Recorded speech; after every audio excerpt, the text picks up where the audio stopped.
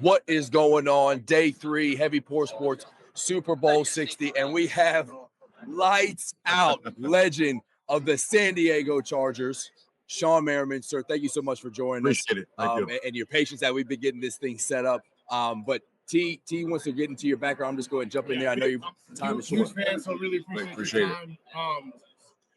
It always matters to me, like where people come from and what developed them. So Prince George County, Maryland. I was born in St. Mary's County. I didn't grow up in Maryland. I left when I was like 2 weeks old, but I was born there. And we know you have a pretty incredible story from growing up. So what are some of the things that you went through growing up, some of the hardships that shaped you, lessons that you grabbed from growing up that you still carry with you today? What was it like? Growing up in Prince George's County, man, it was right outside of the Washington D.C. area. It was rough. I mean, the 80s and 90s, DC was bad. And I think that being in that environment and having to figure it out, you learn things at a young age because you have to. You grow up a lot faster than what you want to. But I'll tell you, man, having the opportunity to play football is really what saved me from being in that. And my high school coaches took me in, because we lost our home to fires when I was a kid. And we didn't have anybody to go. We lived in shelters, lived in the back of the cars. Me and my mom, my sister, and my coaches opened the door, man, and that really saved me because who knows, right? When you're a young kid in that environment, you're trying to survive and figure it out. You get yourself involved in things early on just because of your environment, and that didn't happen because of my high school coaches and football in general. So, and then you also played basketball too, right? Yeah. Some of the DMV, that area, obviously y'all have some studs, football and basketball, but when did you decide, like, it's going to be football for me?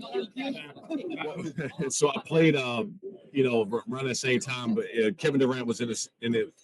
We all came to the same AAU basketball team. Kevin Durant, Michael Beasley, Nolan Smith, DeMar Johnson. I mean, all these guys, right? I knew it was time for me to go to football when they kept going here and kept going here, and I was like, "Oh, okay, yeah, I know where this is going." But yeah, it was kind of crazy. I was just actually telling somebody that the other day. I said, "What?" I said, "Yeah, I was top 5 in basketball too, coming out of in high school, and I like tackling people a whole lot more. A lot Yeah, we could tell watching that tape. You didn't get lights out for no reason. Yeah, knocking dudes out. But you talked about losing your house to the fire. And before we started the show, you talked about Marines. And one thing that they instilled you was like getting to a point of pain and then breaking through it. The mental toughness that it takes, the mental fitness is more important than really as you build your body because you got to be disciplined. So can you just talk about how you overcame that and how it led you into being the pro elite athlete who could, fight through anything to get to the NFL? When you go through those tough times like that you just mentioned, you almost get like an extra layer, extra coat, another layer of skin. Yeah. And you don't think it's possible because at that time you think it's the worst thing. I mean, I remember when we didn't have food, have anything, I was like, man, it can't get worse than this.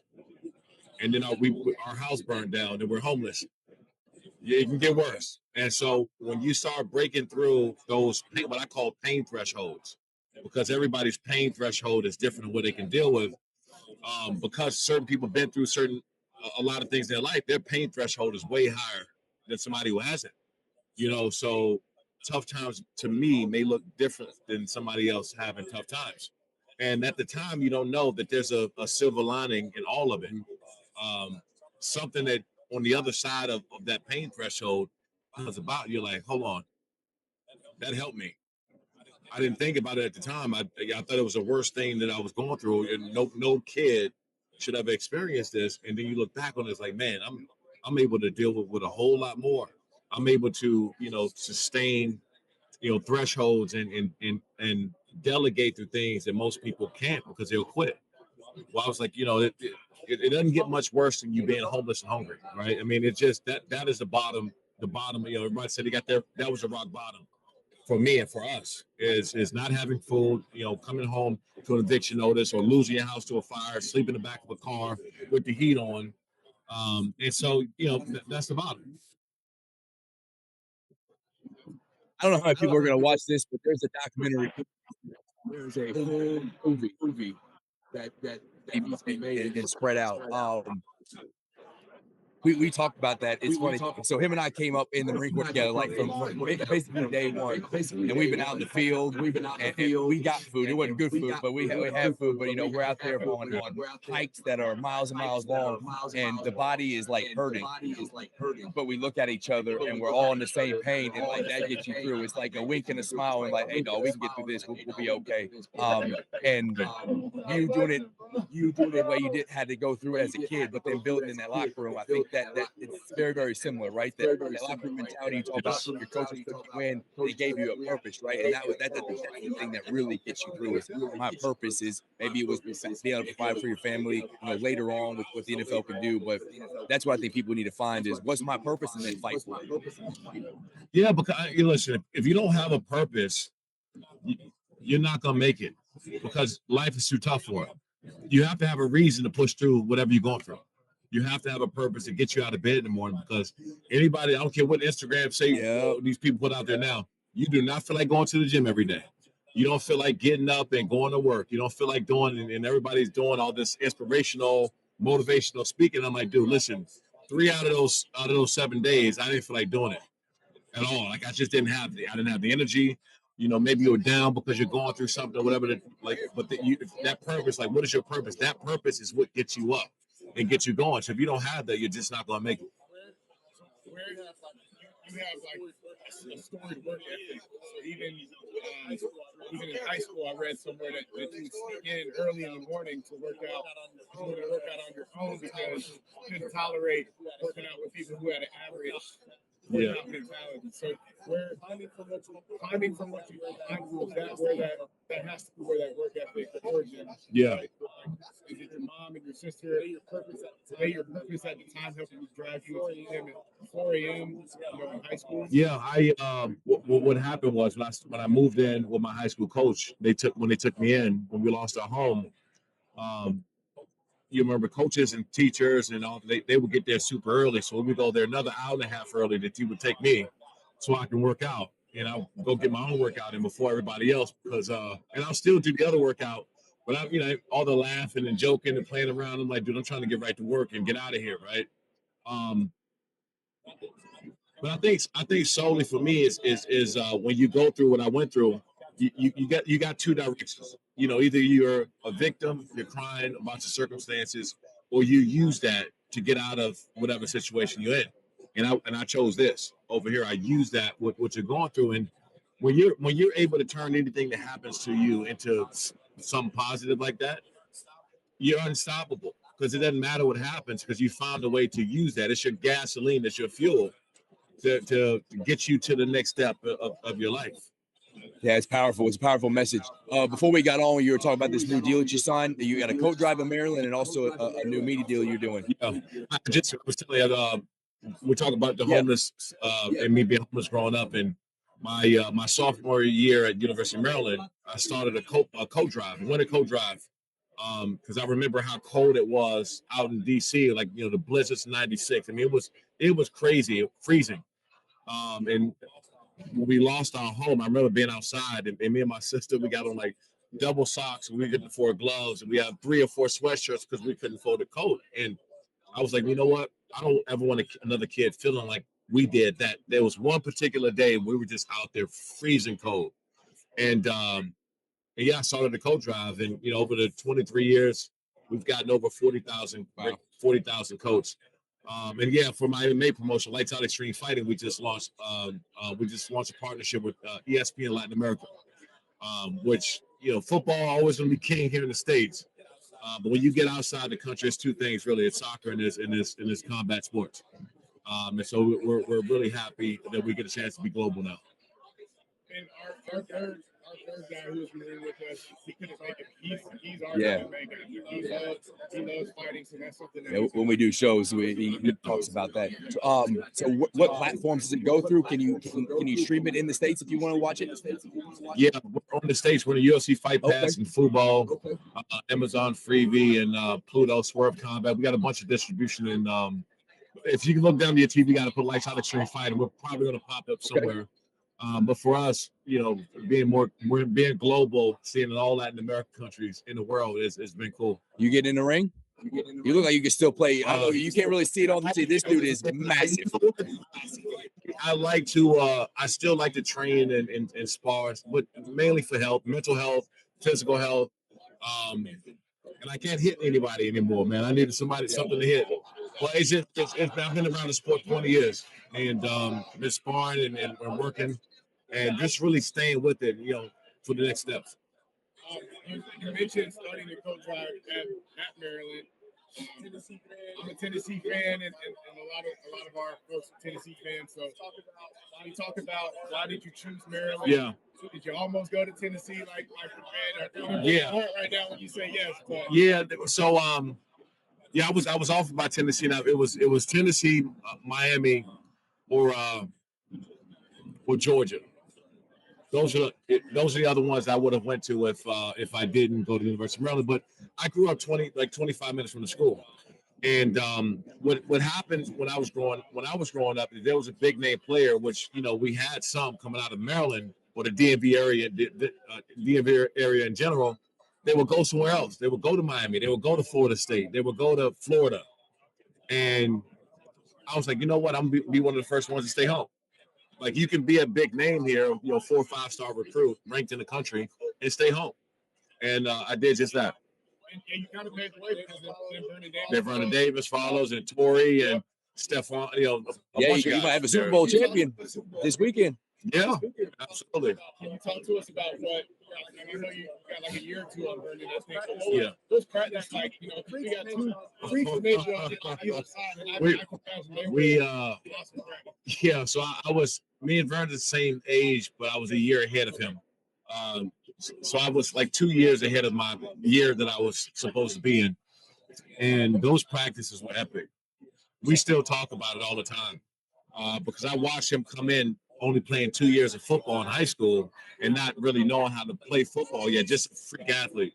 And I watched him get strong and get, versatile and get smart, in the year's time. And those practices, those one-on-one battles, where he couldn't block me and I couldn't run with him.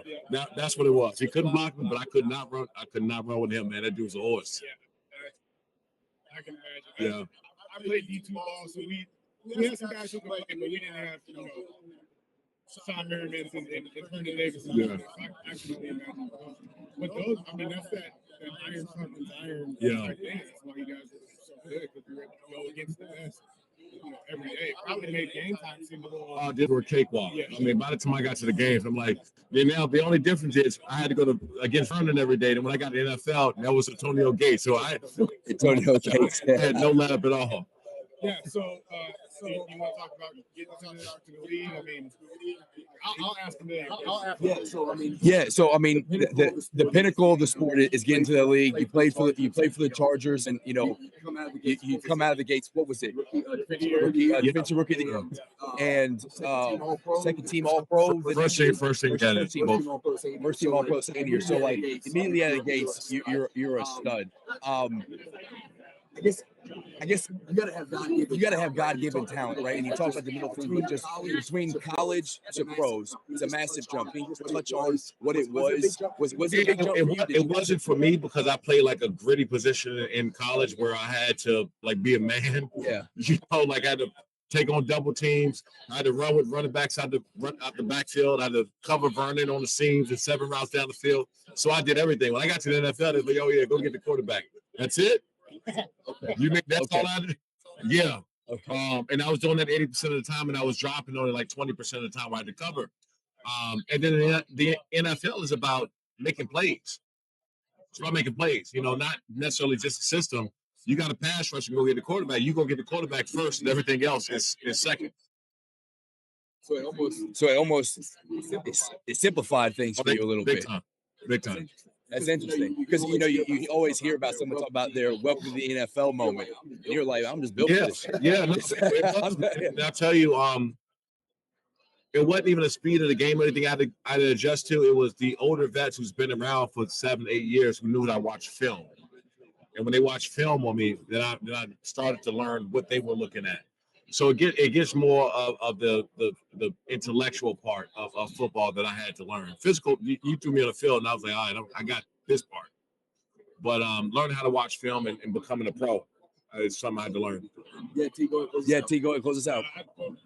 Teammates with LT, you know, what was it like playing with him, witnessing, having the best seat in the house for some of the awesome and great things that he's done.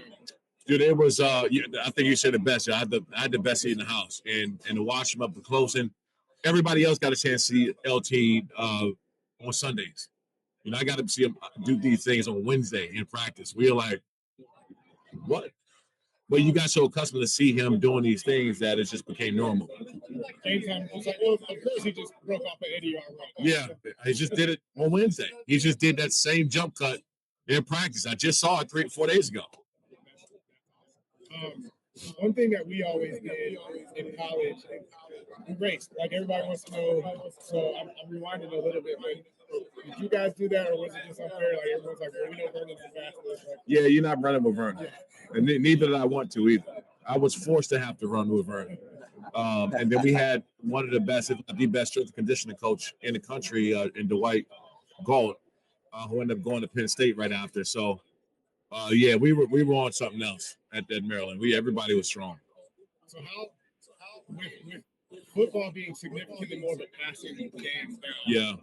How do you think it'd be if you could play these days without it? There's nothing to see your quarterback doing 40 or 50 times a game. Yeah. You know, you would have been able to just pin your ears back all day. That's the only thing that I regret. I'm like, I wish.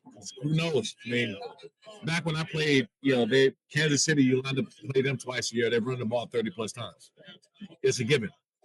And now it's the opposite way, So the opportunities of sacks, who knows?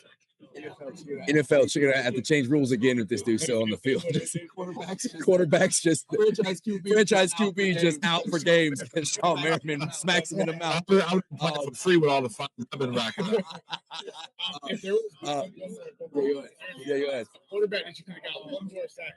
Who would you would have Tom. Yeah, Tom. I didn't get him. I got him, but I didn't get it as much as I wanted to. So were you surprised Phil came back and did work? No, not at all. I mean, because you got to know this saying that's just Phil. Right? Yeah. Where anybody else, I was like, man, you crazy as hell. With Phil, I'm like, yeah, make sense. Yeah. It was incredible that story coming back out, and he was so close to getting those W's, man. It was like he was so close. If he gets one W, out of that story is like a story. It's like again, it's insane. But yeah, we're going to wrap this up. We very much thank you for your time. Thanks for having me. This is we're ending the day today for us, and this is the highlight of our week. This was a lot of fun because we grew up watching football. This is our era, and like everybody remembers that. Like I think you were the start of sacking the quarterback, zooming in on you, and the lights out there, and all these kids were mimicking on the field. So we very much appreciate it. Good luck with everything you're doing with the MMA, and you have a great Super Bowl week.